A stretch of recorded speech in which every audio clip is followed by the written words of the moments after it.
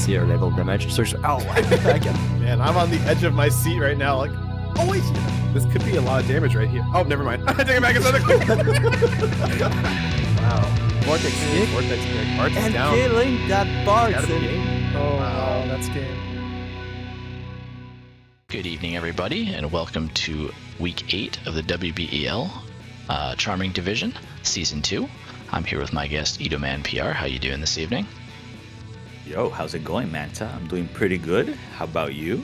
Pretty good. Trying not to melt today. It's very hot outside, as you can see the tank top here, but I happen to be in the coldest room in my house, so that's helping me right now. So without further ado, Turnbard 7 points.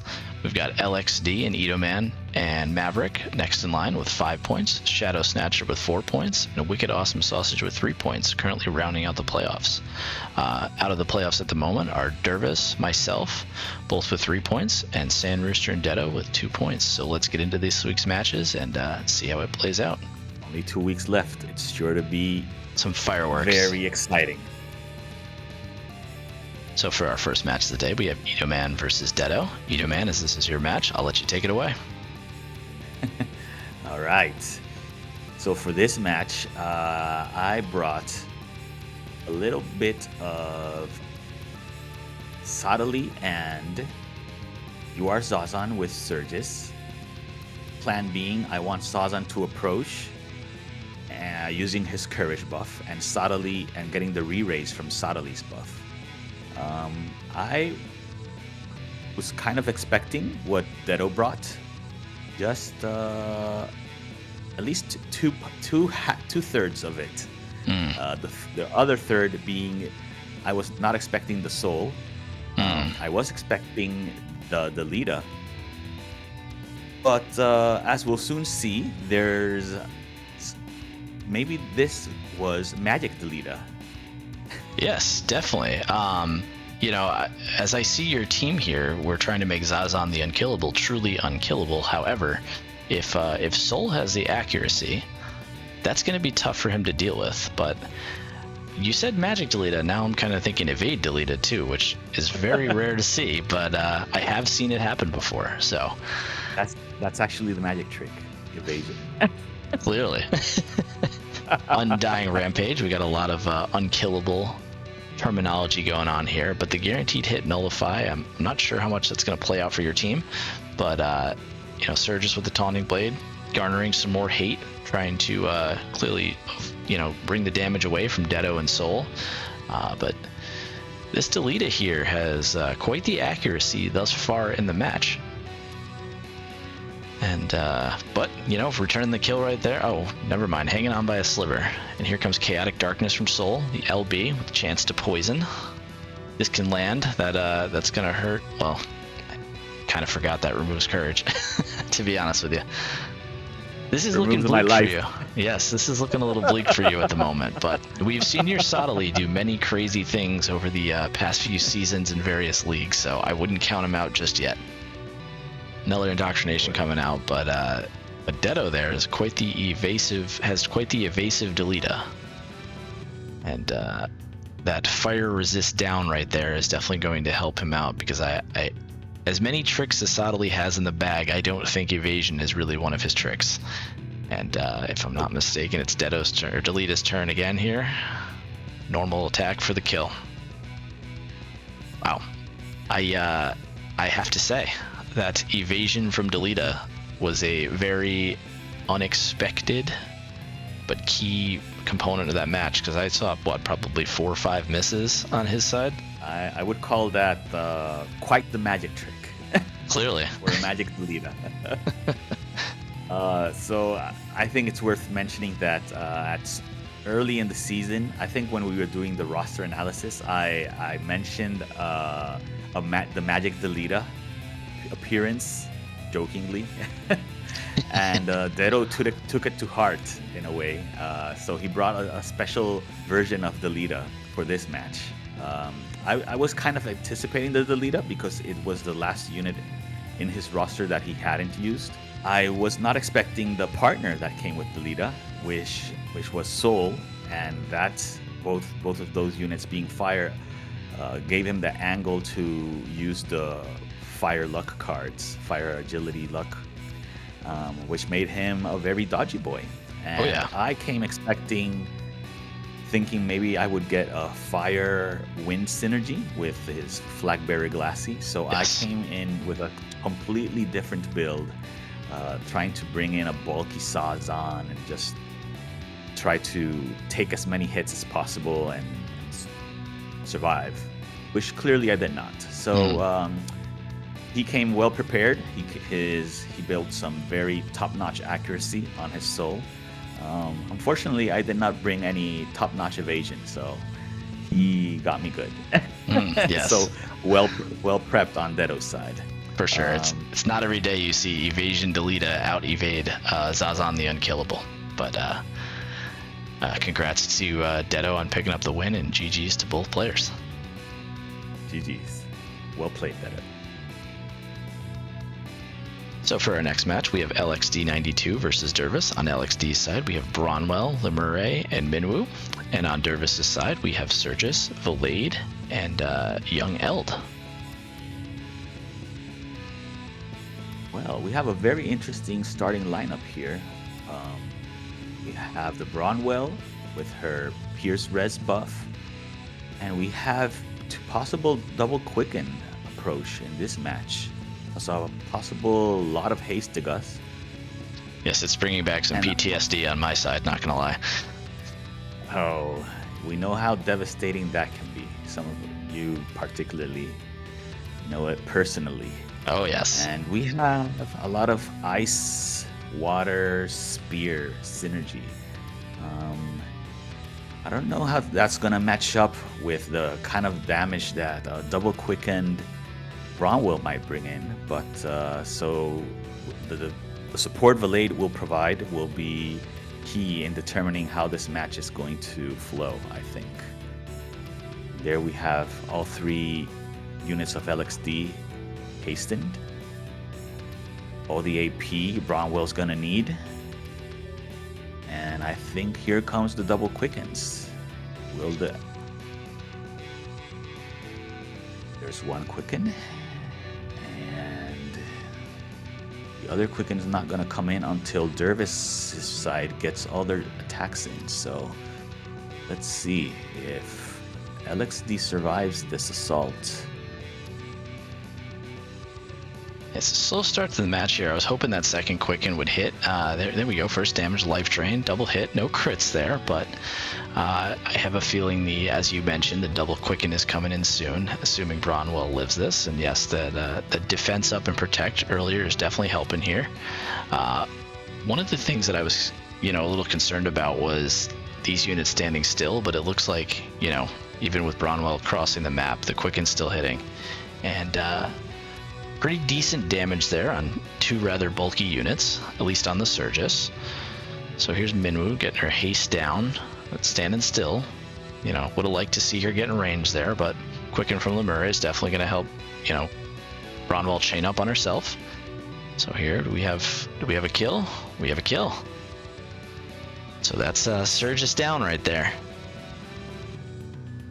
Minwoo's moving in, possibly casting in haste here, not haste, another quicken possibly. This might be a haste, or a guard haste rather. Does Jervis have full life turned on? We'll see right here. But Young Eld's finally getting another turn. Ooh, not landing, not good. But is he in range to take out the Lemure? That's the big question here. Good damage, but she's not quite down yet. We go. More defense is definitely going to help. Ace back online. We're seeing a pretty similar play out as we did with my previous match with LXD here. Haste and quicken for days, and Bronwell's, she really tore through my defenses. She's taking a little longer here, but I still like where this is at for LXD at the moment, and a full health Lemure is definitely going to help him sustain this fight even longer. So let's see what our boy Valade's gonna do here. I'm expecting a heal. Another shield there, so we got a lot of defense online. What can L do here? What can L do? dropping the attack on Bronwell, that could definitely help.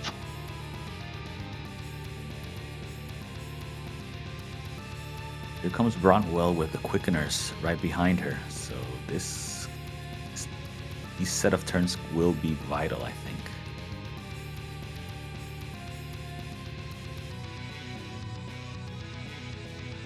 And we have another kill.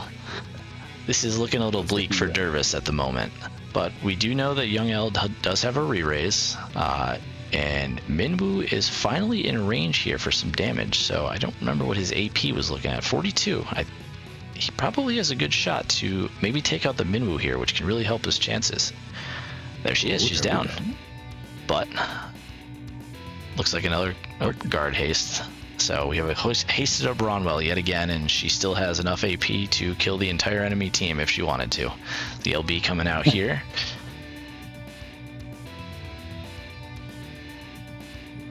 Dropping the defense pan on Eld, which with her protect online and high defense as it is definitely going to help her live even longer. The Curata coming in, bringing her back up to full health.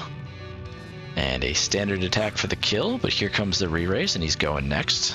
If I'm Dervis right now, I'm hoping he can take out the no AP. Lemur. Oh, well, no, you're right. No AP. This looks like I think it's just a matter of time here. All she wrote, as they say. Crippling cut. And there it is. So that match played out very similar to how my own match with LXD played out. A hasted up, revitalized Bronwell, never runs out of AP and seemingly never runs out of turns to lap the enemy team. That double quicken team was apparently a sleeper that I think a lot of us may have missed when we did our original analysis, but I got to give props to LXD for finding a gem in the rough there. This team has been difficult to deal with and on a path of mayhem, so to speak. So what are your thoughts on that one? I agree wholeheartedly. There's just, it's a very hard team to overcome. Between the hastenings and the quickenings and the supports, the heals, there's a lot you have to get through a lot to break this team down. Eld managed to take out one of the supports. He one-shot the Minwoo pretty much. But after that, he just honestly he lost his own support, which was unfortunate, and he didn't have the AP to keep the damage rolling. And unfortunately, he ran out of steam while Bronwell just kept on plowing through, and she took the Young King out. Agreed. Well, GG's to both player, and congrats to LXD on picking up the win. GG, well played. Congrats to LXD on the win. Yep. For our next match, we have Maverick versus Wicked Awesome Sausage, who is now going by How Are You Now? So on Wicked Awesome Sausage side, we have Ibarra, Kefka, and Liarte. And on Maverick's side, we have Zazan, Grifford, and Shunak. So let's get into it. Well, from Wicked Awesome Sausage, I'm noting some elemental advantages over Maverick. But Maverick might be bringing in some evasion, so it should be interesting to see how this plays out. If Wicked Awesome Sausage has the accuracy to deal with Maverick, and there we see Ibarra using an accuracy TMR. So I think Wicked Awesome Sausage came well prepared for this. Let's see how this plays out. Is that giving you PTSD right now? Oh no, that's not an immobilize, that's a poison, excuse me. Grifford coming in with the LB to start the damage pretty quickly here, and down goes Liarte. As we know, she's not very defensive and doesn't have much AP, but that poison was a nice chunk of damage right there. Wondering right here if, if as I was seeing the match start, wow, that's some big damage on this Zazan, wow. Well, Ooh. I was gonna say that I was wondering if he had guaranteed hit, but I guess he can just plow through Grifford in one hit, so it doesn't really need it when you do that. But the LB from Chunak taking out the Ibarra with some elemental disadvantage and then dodging the disable. Wow, Chunak is just he just wants this match to be over quickly. Yeah, Moving in and killing, and Kefka can't even hit him right now. I think this is it right here. Kefka has nothing in his bag of tricks. Wow, So, that was a quick match. yep. Well, No nonsense. It was down to the. I mean, hard to give a key of the match there because the match was over in the blink of an eye. But I mean, I guess I would say the evasion from Chunak dodging the disable there. It may have just prolonged the fight had he not dodged it. But I think also taking out the Ibarra with his LB after she was, I believe, already previously injured. If she had been able to hit him, it might have been a single turn defeat, and that would have been that. But yeah, I got to give that key to the match to the evasion and taking out the one hit or taking out the Ibarra in one hit. What are your thoughts? Yeah, I have to agree. I think I don't know what the chances were on that hit, but I'm curious to know how much damage Ibarra could have done on the Shunak. If Ibarra had been able to hit Shunak, maybe this match could have been very different. We don't know how much accuracy Ibarra had, but we know at least she had a TMR that gave her an accuracy boost. So Wicked Awesome Sausage did have some prep. Wicked Awesome Sausage did have something in mind regarding what Maverick might bring in for the match. So Yeah. whether it was enough, whether it was just a very unlucky roll of the dice on that Shunak, we'll never know. But at least at first glance, it looks like there was good prep, and they knew what to expect. At the end of the day, Shunak's evasion just got the lucky roll, and Maverick got the win. Agreed. But GG's to both players, and congrats to Maverick on picking up the win. GG, well played. Manta versus Itomanpr. I like that enthusiasm. I hope you hold it for the match here. Myself versus Itomanpr. Itomanpr with his Minwoo, Rain, and Ed versus me with Rachis, Howlett, and Liarte. So let's get into this. My own analysis here. Looking over Itomanpr's roster, he had a lot of threats on the warm triangle, and I'm running more of the cold triangle. So I thought here 2 damage dealers. I expected that no matter what I threw out, one of them would have an elemental disadvantage. But in doing so, I was hoping to pick up an elemental advantage myself with my other damage dealer. And then, Liarte is, to be truthful here, she's just a distraction. Hoping she can live for a turn, maybe throw down some status effects. But you never know here. So here comes Liarte with first damage. She's just shooting rain, not a whole lot of damage, not much to expect there. On Itomanpr's side, he's still throwing out his his initial round of buffs, getting the haste online, getting the protect online, which is gonna help against Liarte, who's already dead. But with my magic dealers here, it's really gonna come down to, can I break through his Rain's defenses, and can I live against Ed? I like Howlett's chances against Ed. I don't like his chances against Rain and Minwoo, especially because we've seen the things that his Minwoo can do. So just kind of waiting for them to close the gap here. Rain's bringing in all the hate. Ed hastened. So Ed coming out with his LB here. Not a lot of damage on Howlett, which is what I'd like to see. And more importantly, I got 2 turns here to burn through Ed, which is what I'm hoping happens. So here comes Howlett's LB. Probably not going to do a lot on the Rain, but breaking the magic barrier if he has one is a good thing. And also removing the haste on both sides. So I like where I'm at right now, and I like that Rachis is in range for You know, it wasn't a whole ton of damage, but Ed is pretty defensive. But we got him down. And that slow is not looking good for me. I don't like my chances when I'm slowed, especially because he's hasted up again. You know, at this point, it's Raychas is my most important unit, and he's got the double fire synergy against Howlet, and he's dodging my attacks, so that doesn't help.